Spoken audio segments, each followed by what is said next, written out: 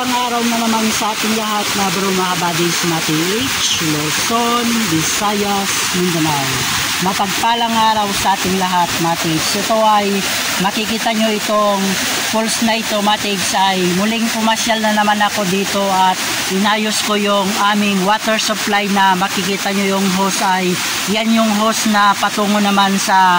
aming farm doon sa area sa baba kung saan ito makikita nyo na falls ay ito ang landmark ng mapon na kung saan ay dito mates ay may mga nakatagong kayamanan ng digmaing kalawa dahil dito mates ay may mga legit na sign marker na nagpapatunay nga na may nakatago dito at dyan sa area sa taas mates ay na-explore ko na yan at dyan mates ay may napagkuhanan ng big deposit dyan sa gitna na yan kung saan yung butas na yon ay napagkuhanan na at yung hindi pa nakuha na area dito ay yung nandito sa portion na ito kung saan yung sign marker niya na yan ay monkey head at meron siyang mata na nakatingin sa spot niya kung saan ay naka 225 yan, coordinate niya yung spot na nakuha doon, na coordinate naman yung isang spot na nakuha nila dyan sa gitna at yung tinatayuan ko mates ay ito rin yung i-share ko na naman sa inyo dito mates kung saan ay dito sa portion na ito ay hindi pa nakuha yung spot niya kung saan ang sign marker na ipapakita ko ay ito ang makikita natin na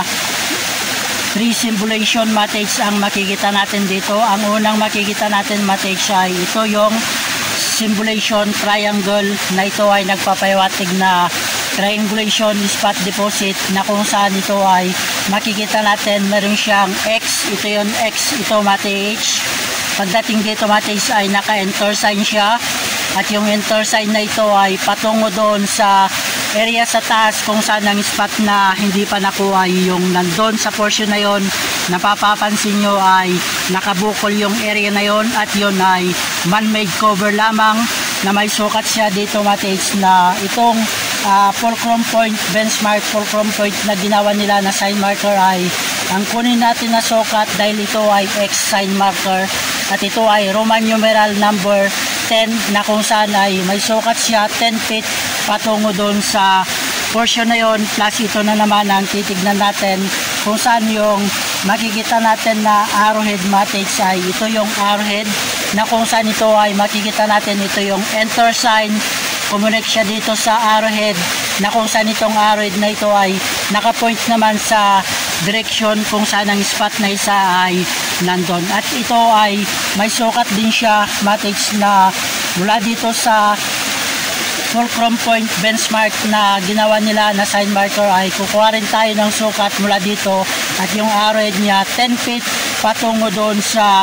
portion na yon plus doon matrix ay 10 feet patungo sa kanyang coordinate na spot doon plus 10 feet patungo dito kaya ito ang symbolization triangle na ang pinapahiwatig niya ay triangulation spot na mula dito sa fulcrum point benchmark na ginawa nila ay patungo alignment yung spot 10 feet patungo doon another 10 feet patungo doon sa spot kaya exacto matrix sa triangulation position at yung area dito matrix sa parting area sa baba ay nandun din yung sign symbol na kanji na ibig sabihin yan matrix ay power or strength na kung saan ay nadikod ko na rin dyan at doon sa area sa baba ay yung natatakpan na malapad na bato ay merong left foot doon na nagpapahiwatig na travel patungo dito sa na ito kung saan ay natagpuan nga natin yung isang sign marker dito na triangulation na meron siyang sign symbol X marker at yan ay sukat at meron siyang enter sign arrowhead na tumuturo sa direksyon ng spot deposit matrix na kung saan nga ang spot ay isa doon plus dito matrix yung sign marker na ito diretsuin natin ng taas nandun yung napagkuhanan na malaki doon sa gitna kung saan ay talagang binutas nila yung mga pon na ginawang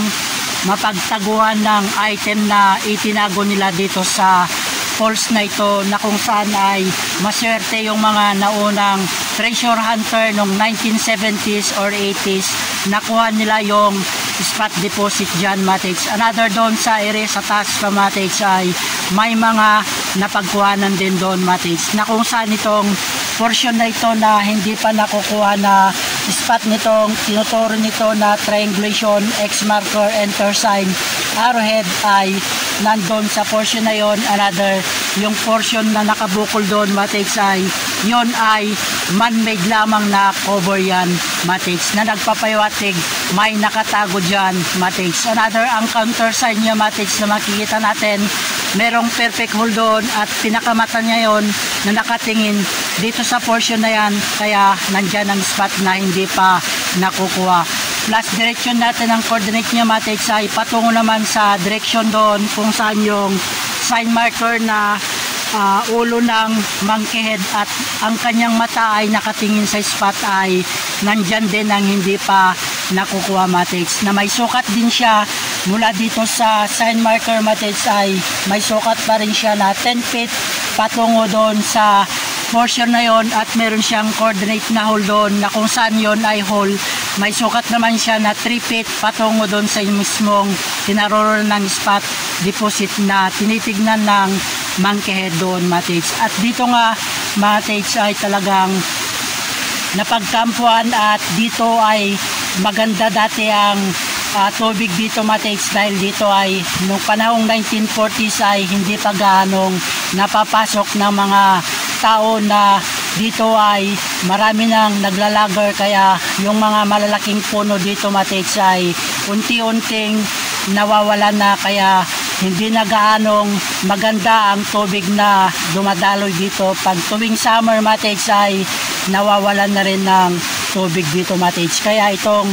falls na ito ay ito ang pinaka landmark or palatandaan ng mga pond na may nakabaon dito mates. At ang tubig mates ay mahalaga para sa mga pond, dahil ang tubig ay kailangan nila na may malinis na mainom at meron din silang pampaligo mates. Katulad dito sa makikita natin sa portion dito sa baba mates ay yan ay pwede nilang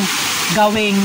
swimming pools nila yan mates, dahil dyan ay may kalaliman siya, kaya dyan ay maaring dyan din sila naliligo. At yung sign symbol kanji na yan ay nadikod ko na dyan, yan ang symbolization na power, strength ang ibig sabihin yan sa kanji, at sa English ay power or strength mates. Kaya itong portion na ito mates ay grabe maganda dito mates, kaya talagang itong falls na ito ay napagkampuan ng mga punong digmaang ikalawa. At napakagandang sharing na naman yung na-share ko sa inyo mates, na itong makikita natin na sign marker na ito ay nagpapayawatig na legit sign marker na nagpapayawatig na may nakatagong deposit na hindi pa nila lahat nakukuha mates. Yung mga unang hunter maswerte sila dahil nakuha na nila yung mga ibang small deposit or quick deposit dyan sa area sa taas, at yung area doon sa baba mates ay may mga napagkuhanan din doon sa area sa baba mates. At sa lahat na mates natin dyan, murtsaga lang sa ating lahat, huwag kayong sumuko na subukang hanapin ang mga nakatagong kayamanan ng digmaang ikalawa na The Legend of Yamashita Treasure. Good luck sa ating lahat. More power to all. Aba Alahayam, and King Sayawashay, guide and bless sa ating lahat mates. Yada.